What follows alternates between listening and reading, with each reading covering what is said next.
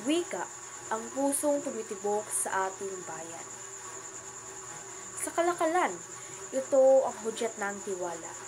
Ang pwersang nag-uugnay sa mamili at nagtitinda na parang kamay na nag-aabot ng kabuhayan.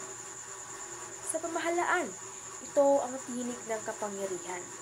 Dito nagsisimula ang pangako, dito rin sinusubok ang katotohanan. Kung wala kang wika, mananatiling bulag ang lipunan dahil hindi marinig ang sigaw ng taong bayan. Sa edukasyon, wika ang haligi ng katarungan. Ito ang susi ng pag-unlad, ang ilaw sa dilim at sandata ng kabataan labang sa kamangmangan. Kaya't huwag nating ipagkait sa ating sarili ang paggamit at paglinaw ng sariling wika, sapagkat ito ang haligi ng ating pagkakalinlan, ang tinig ng nakaraan, ang boses ng kasalukuyan at ang sigaw ng kinabukasan. Wika, hindi lamang salita, kundi buhay ng sambayan.